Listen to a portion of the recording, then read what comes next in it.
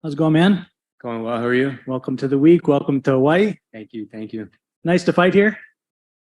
It is. I'm excited. I've never been to Hawaii, so Never, huh? no, Nice. first time. So I'm enjoying it. I'm really enjoying fight week as best as I can. A little bit different feeling to walk into the hotel than like in Uncasville or someplace like that, right? Yeah, for sure. I'm just really trying to enjoy it.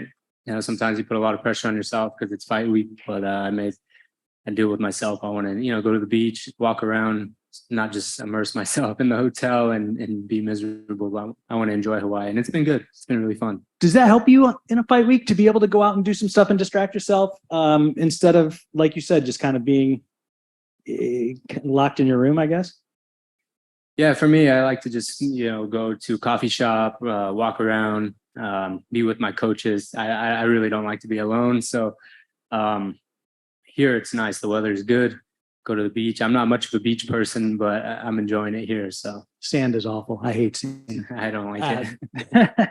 Talk to me about opponent change the week of the fight. That's obviously never a great thing, I would presume. But when did you find out? Were you already here, or had you not left yet? No, I found out like on a Thursday. I was at swim class with my son, and I got a call from Ali, and I immediately knew it was going to be something. And he just said, the first words I said was, the auto is out, right? And he's like, yeah. And I said, okay, well, yes to whoever you're going to ask me to fight, because it's pretty much my answer all the time. Yes. And I immediately sent it to Greg and Brandon, and we went to work.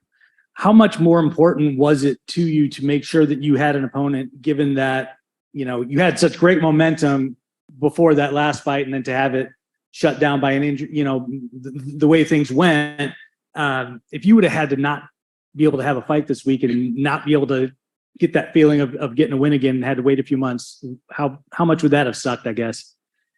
It would have sucked for sure, but I would have adjusted. But I just called Ali when I got cleared with my shoulder. I said, I want to fight as soon as possible, that I can fight in April. And I've been in training camp, and, even after the surgery, I didn't really take much time off. I was straight into rehab and lifting weights, eating good. So I feel like I've been in camp since my surgery. I didn't take a time to get fat and just, as a vacation. I really, rested and worked out. But it would have sucked to not be able to fight. I love doing this, and I'm really happy that Rodriguez stepped in, and it's a tough opponent. I'm not taking him very lightly. He's a southpaw. He's under Matt Serra and I believe Ray Longo. Those guys are great coaches, and I'm not a guy to take anything for granted. I've lost in this game. I've been humbled, and we're not taking this guy lightly. But I've fought southpaws, and I have. I've finished a lot of the southpaws, John De Jesus and Aiden Lee. So we quickly went with the coaches and reviewed our notes, and we're ready. Is there something that's, I guess, maybe almost like a shot of adrenaline when you are in a situation like this, when you say, all right, here we are, we get 8 days to prep for this guy instead of 8 weeks. Can you turn that into a positive and not be looking at it as a nuisance to have to scrap everything that you thought about in camp in terms of maybe a game plan and figure out what you're going to do with this guy on such short notice? Yeah, but I'm really happy. I fought Adley Edwards on a week's notice. So I've been in this position before. And one thing that I think is really good about the coaches that I've been with them for going on 9 fights. So we have so many notes, whether it be southpaws, crazy strikers, guys on the ground. And that's the beauty of having a striking coach like Brandon.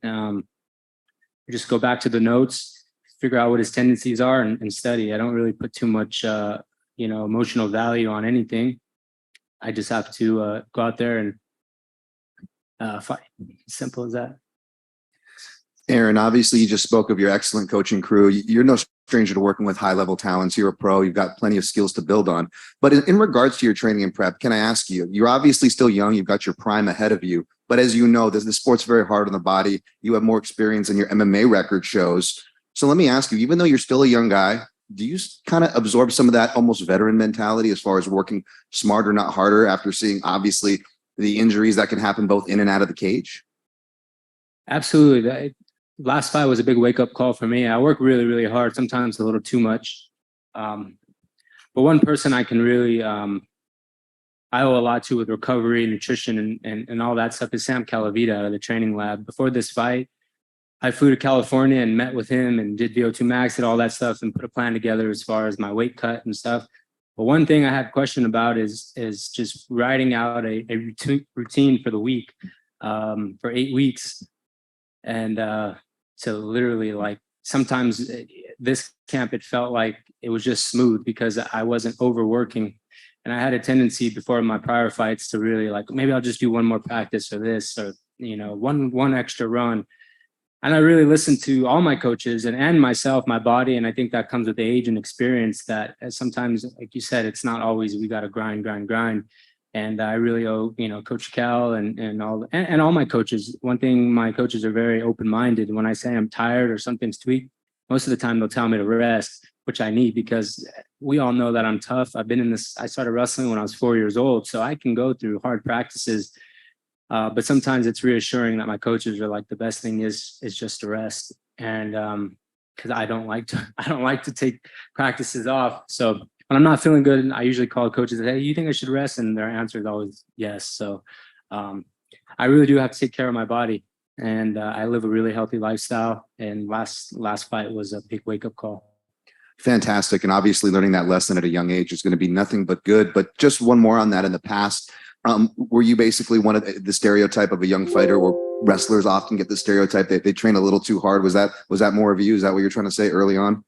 Yeah, I think, honestly, I think a lot of people get insecure, and I'm one of them. Sometimes I'm always like, did I do enough? But I've been at this game and wrestling from 4 years old. And one thing I can honestly say for this training camp, I did a lot of drilling. That was the most important thing, you know, with Jordan and I, we would meet up early in the morning and just drill for an hour and a half, and the reps. And I think that's going to play a factor into my longevity of my career.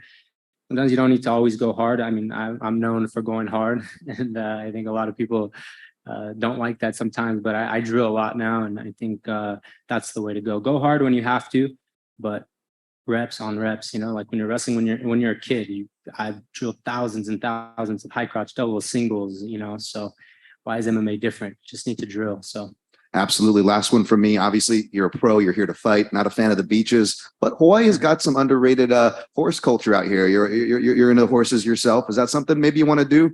Do a horse riding tour out on the islands, get a different scenery? Is that something you're into? I would love to. I was telling Jordan and Brandon, I said, I really am not much of a beach guy. I don't go to the beach much, but I'm really enjoying it here and soaking it all in and learning about the culture. It's awesome. But one day I'd love to come back. I have friends that live in Hawaii and really explore this beautiful island. Hey, Aaron K. Williams for Can Chronicles Media. Congratulations on the speedy recovery. Thank you. After a tough injury to your shoulder in Bellator 286, what new ways have you found to improve your mental toughness? And also, who supported you in those dark times? Well, to be honest with you, I didn't really let myself get too low. It was an injury that happened, and there's nothing I can really do. But my coaches, my mom and dad, and myself, I had a great therapist, Brittany at Elite OSM. I didn't really feel too much. I didn't feel sorry for myself. I said my words. I asked the doctor, I said, when can I come back? He said, you'll probably be back 4.5 months, maybe 6 months. Then I just went to work. I didn't really feel on. I didn't really have any dark times. That you know, feeling sorry for yourself at the end of the day. Let's just be honest. Nobody really cares. It's just that simple. And I just got to work. Right on. And what are your predictions on the outcome of the match? Well, I'd have to be very disciplined in this fight. He's a check hooker. He throws a lot of wild kicks, but I have to, I just can't get greedy in the fight. I have to pick my spots. I punch very, very hard. I don't think he's ever fought a guy that's hit as hard as me. But I think one key word for the fight is just staying disciplined, because I am going to hurt him. I'm going to rock him. I'm going to take him down. There's a lot of things that I'm going to do. He's never felt pressure like me. And he's a guy that's never been stopped. He's a veteran. He just kind of, survives. But I just got to listen and not get greedy. And I think it's going to be a great night for our team. Good luck out there and welcome back. Thank you, sir. Tom? Hey, Aaron, Tom Clark over at TFCIV MMA. I know you're not overlooking your opponent here, but you were on quite the win streak before this. The champion in your division is going down to 135, as we all know. After this fight, if you do get the win, what do you see next? I mean, would you love to rematch your last fight and try and do it without the injury, or what are you looking to do after this, man, with the win on Saturday night? With the win on Saturday night, I feel that I want to fight Jeremy Kennedy. There's nobody else I want to. There's that will be my next fight. It's Jeremy. But I'm not, like I said, I'm not looking past this guy. Champion went down to 135.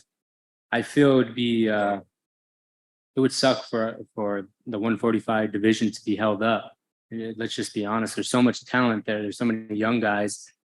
To be held up for a year or 2 years, I just think would really suck for us all. If there's an opportunity for a vacant title to fight Jeremy Kennedy, I think that makes the most sense. And when Patricio ready to come back up, I'll be more than happy to welcome him back to the division. Jake?